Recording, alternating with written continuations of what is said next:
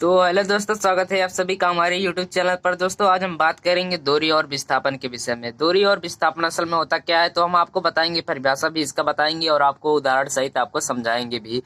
और विस्थापन, दूरी और विस्थापन में अंतर बताएंगे और रिलेशन भी बताएंगे, यानी दूरी और विस्थापन में संबंध क्या होता है। तो वीडियो के अंत तक बने रहिएगा दोस्तों। तो चलिए वीडियो को स्टार्ट करते हैं। तो दोस्तों हमारा जो टॉपिक है पहला, दूरी। हम पहले समझेंगे दूरी होता क्या है। तो देखेंगे दूरी, डिस्टेंस, इसकी इंग्लिश होती है डिस्टेंस। डिस्टेंस यानी मतलब किसी धातु, किसी वस्तु यानी कोई गतिशील वस्तु द्वारा दो बिंदुओं के बीच की तय की गई कुल पथ की लंबाई दूरी होती है। यानी किसी वस्तु, यानी हमारी कोई गतिशील वस्तु एक है, ये हमारी कोई गतिशील वस्तु है और ये हमारा कोई पथ है। हमारा पथ है, बिंदु ए है और ये हमारा बिंदु बी है। यानी ये हमारा जो गतिशील वस्तु है ये कुछ यहाँ पर रहेगा, तो यहाँ पर ये चलकर अगर यहाँ पर आएगा तो यानी जो ये पथ तय किया गया है, इतनी पथ की लंबाई जो होगी इसकी दूरी कहलाएगी। ये जो मान लीजिए अगर 17 मीटर है इस पथ की लंबाई, तो इसकी दूरी होगी 17 मीटर। तो बस यही है दूरी। और दूरी में मतलब बस इसी की जो कह लें कि ए और बी बीच की दूरी जो होगी वही हमारी होगी दूरी। यानी दो बिंदु, हमारा एक बिंदु है ए और दूसरा बिंदु है बी, जो इनके बीच की तय की गई कुल पथ की लंबाई, इनके बीच में जो हमारा कुल पथ है, यानी ये जो हमारा 17 मीटर का रास्ता है, पथ है, इसी की कुल लंबाई को हम दूरी कहते हैं। तो हमारा ये 17 मीटर इसकी दूरी हुआ, गतिशील वस्तु द्वारा तय की गई कुल दूरी हो जाएगी 17 किलोमीटर। इसी को हम दूरी कहते हैं। आगे हम बात करेंगे दूरी के लक्षण क्या होते हैं, यानी इसमें अंतर क्या होता है। तो यह एक अदिश राशि है, यानी दूरी एक अदिश राशि है। मतलब अदिश राशि से कहते हैं, आप पहले समझेंगे अदिश राशि और सदिश राशि। राशि दो प्रकार की होती है, एक सदिश राशि होता है और एक अदिश राशि होता है। इसमें अदिश राशि में जो होता है, किसी भी भौतिक राशि को व्यक्त करने के लिए हमें दिशा की जरूरत नहीं पड़ती है, यानी अदिश राशि मतलब मतलब नहीं होनी चाहिए। और सदिश में हमारे यहाँ पर मतलब साथ साथ दिशा भी चाहिए किसी भी भौतिक राशि को व्यक्त करने के लिए। तो हमें दूरी को किसी भी दिशा की जरूरत नहीं होती इसे व्यक्त करने के लिए, क्योंकि हमारा एक दूरी है, यहाँ इधर भी जा सकता है और इधर भी जा सकता है, तो इधर भी जा सकता है, किसी इधर भी जा सकता है। वो पथ के ऊपर डिपेंड करता है वो किस तरफ जाएगा, बस इसलिए हमारा एक अदिश राशि है। और किसी वस्तु द्वारा तय की गई एक अशून्य संख्या होती, यानी हमारी किसी वस्तु द्वारा तय की गई कुल दूरी जो कि एक अशून्य संख्या होगी। यानी अगर हमारा यहाँ पर एक वस्तु है, अगर यहाँ पर कुछ न कुछ, अगर दूरी दूरी किसे कहते हैं, मतलब दो बिंदुओं के बीच की कुल पथ की लंबाई तय की गई को दूरी कहते हैं। तब यहाँ पर कुछ न कुछ तो चलेगी ही, तो यहाँ पर हमारा दूरी होगा प्लस में होगा, यानी अशून्य शून्य नहीं होगा, यहाँ पर शून्य नहीं होगा, प्लस में होगा। और अगर हो सके तो इधर भी जाएगा, तब पर भी इधर से लेकर ऐसे ऐसे दूरी इसकी मापी जाएगी। बस दूरी में बस इतना ही। अब बात करेंगे विस्थापन की।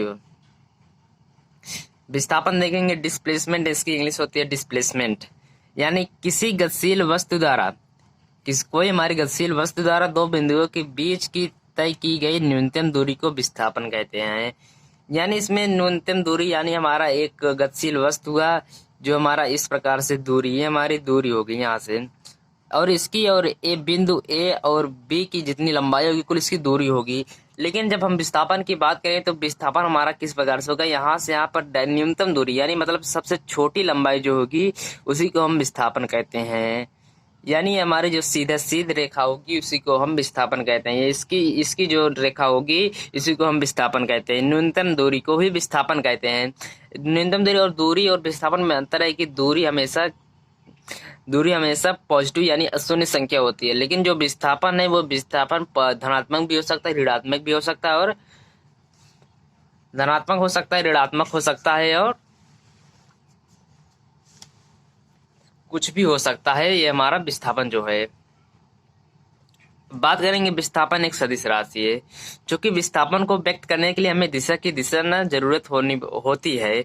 यानी जैसे हुआ हमारा ये विस्थापन, यहाँ पर ये हुआ, यानी उत्तर, मान लीजिए हमारा उत्तर और ये हमारा पूर्व की तरफ है, यानी उत्तर से पूर्व की तरफ कितने मीटर है, 17 मीटर है इसकी लंबाई। तो उत्तर से पूर्व की तरफ वस्तु द्वारा तय की गई कुल विस्थापन 17 मीटर होगी।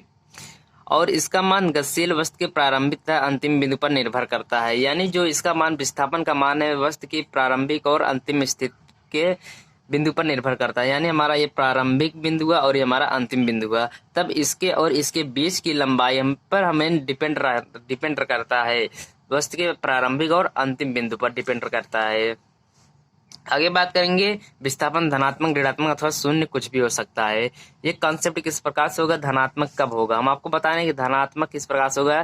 जैसे हमारा एक पथ हुआ, ये हमारा सॉरी ये हमारा कुछ इस प्रकार से पथ हुआ, ये हमारा पथ हुआ इस प्रकार से, यानी ये हमारा अगर ऐसे ऐसे तय करेगा, हमारी कुछ दिशा होगी।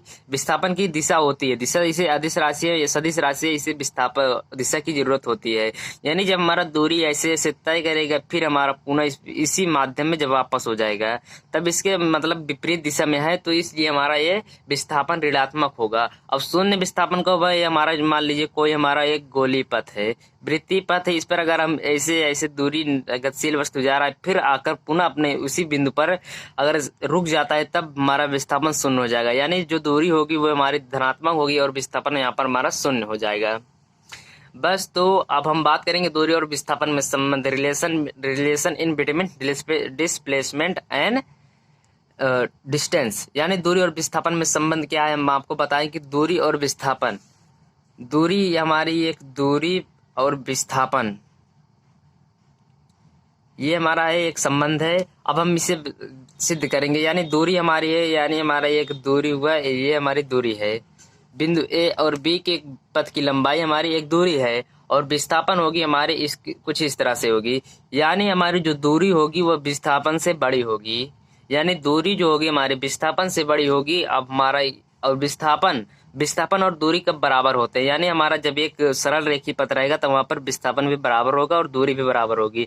जब यहाँ की लंबाई यानी इसकी दूरी भी बराबर होगी और विस्थापन की दूरी बराबर होगी, चूंकि यहाँ पर एक न्यूनतम दूरी और दूरी एक ही है, तब यहाँ पर क्या लिख देंगे हम, इज इक्वल ग्रेटर देन एक। यानी ये जो हमारा विस्थापन, ये हमारा रिलेशन कुछ इस प्रकार से होगा, यानी इससे बराबर भी हो सकता है, विस्थापन के बराबर भी हो सकता है, और दूरी जो है विस्थापन के बराबर हो सकता है, और विस्थापन दूरी से हमेशा छोटा होता है और बराबर भी हो सकता है। बस इसी कॉन्सेप्ट को हम दूरी और विस्थापन का संबंध कहते हैं। बस दोस्तों, आज की वीडियो में बस इतना ही। तो मिलते हैं अगले वीडियो में, तब तक के लिए बाय दोस्तों। और चैनल पर नए तो चैनल को सब्सक्राइब कर लीजिए और बेल आइकन को ऑन कर दीजिए, ताकि रोजाना आपको इसी प्रकार की वीडियो का नोटिफिकेशन मिलता रहे। तो चलिए मिलते हैं तब अगले वीडियो में।